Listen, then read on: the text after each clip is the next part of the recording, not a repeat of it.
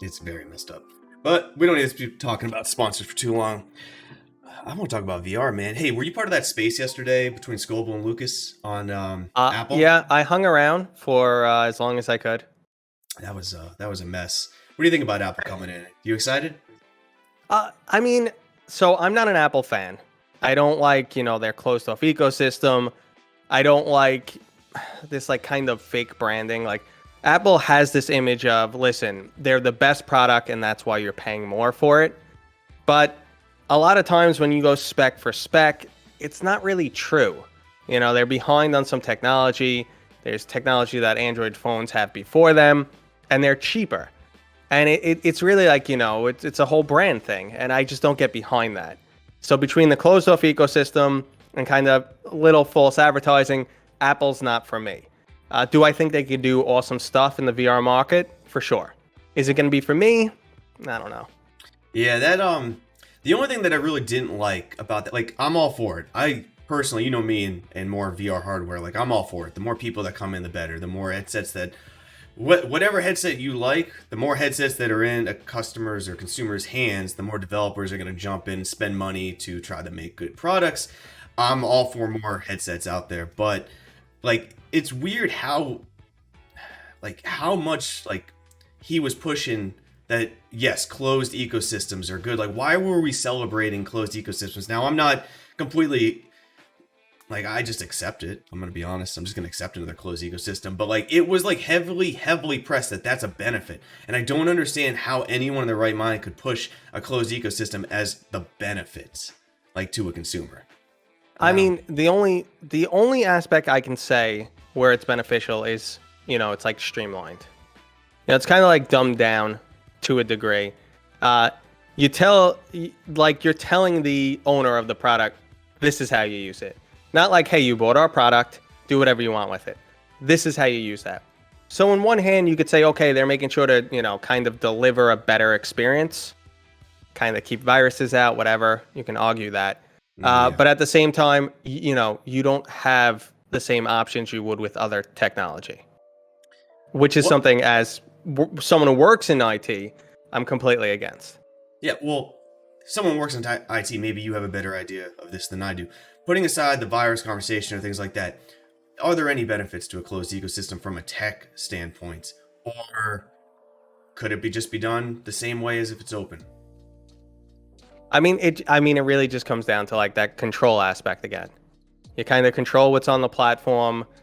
You make sure things like viruses don't get out there. There's, some level of quality control. But in my opinion, that's it. Yeah. I don't personally. Like, I get it. Like, I can't even name that many open platforms. You know what I mean? Like, I guess Steam is fairly open. I'm kind of blanking on more within VR. I mean, there's just none, and there really aren't that many out there. But I just think that these closed platforms, like, I'm not against them. I get it that I don't really want to be locked into hardware and then all my software being locked in. I get it. I don't personally want to be, but I think I'm okay with it if they would just make certain small tweaks. Like with Oculus, the visibility is everything. Like, yeah, your success is dictated by the visibility the platform gives you, and that's great. They give you a lot of room there, but look at like the top selling list or the top list in all these closed ecosystems. Like, it's the same. It's been the same forever. I just would like to see maybe small little changes. Maybe like, here's your top list by Oculus standard, and here's the consumer top list by votes or something like that. Give a couple different lists, because if you only give lists to the top profitable games, which is really what the platform's doing, because that's what drives sales, that's not all the good games. It paints a false narrative of the state of VR. And if I had to go onto the top store right now, I'm going to see Superhot, I'm going to see Beat Saber, and I'm going to see a bunch of other ones that everyone knows the name of. And if you look at the dates those games came out, I'm not going to say VR is growing too well. You know what I mean? Like, if you look at it, 2017, 18, and 19 are basically going to be all you see. But if the golden age. Yeah, but if you gave users their own ability to curate a list that was constantly updated and was like, hey, top user list, I guarantee you that top 10 list is going to be very different, at least 50% different than the top 10 list that you traditionally see. And that's very valuable to an end consumer, because how else are they going to be finding these games? You can't be taking chances. Like Everslide. You and I talk about Everslot a lot. Yeah.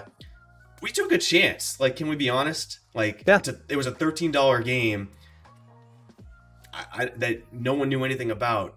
How else would users know that game is good? There's no way.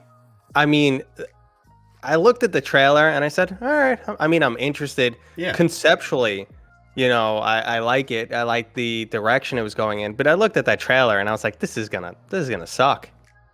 Like, because they were making bold claims too. What You were went the to the claims? Steam I didn't read page. that.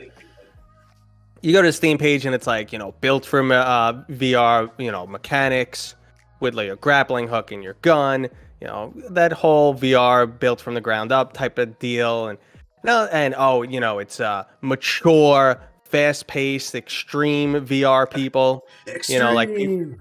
Yeah, if you get any type of motion sickness, don't go near this game. Maybe. It is very fast paced. That might be a selling point to an enthusiast who's like, okay, come on. I agree with that because they're like, oh, VR's gone so casual lately. It's so casual. It's for kids. Nothing's mature. I mean, that did intrigue me, but I was like, that's a selling point. That's not what the game's gonna be. But I was wrong. It's awesome. I love it.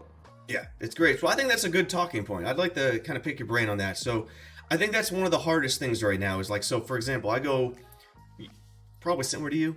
I play a very tight rotation of games. It generally stays within the same 2 to 3 games all the time. I'll branch out to find a new one, and if it's great, I'll play it for a bit. But that 3 games I've been playing for years and years, and I love.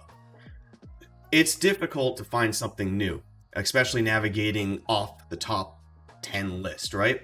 When you are deciding, hey, it's time to just try something new, it's time to experiment and explore. How do you start that process of identifying what could be a great VR game with the little information that we have and, of course, the wide variety of how games can actually deliver on their promises? Well, I mean, I make a lot of lists. I try and play as much as possible. It kind of sucks, though, because, leisure VR time doesn't happen as much. Mm-hmm. I don't just play a game just to play a game too often anymore. That'll usually happen, a Friday or a Saturday night. I'll get, 2 hours in. I'll see who's online. I'll jump and I'll play a few rounds. But every other time I'm playing is I'm just trying to experience new games. So, I mean, I'm just trying to get whatever's out there. I'm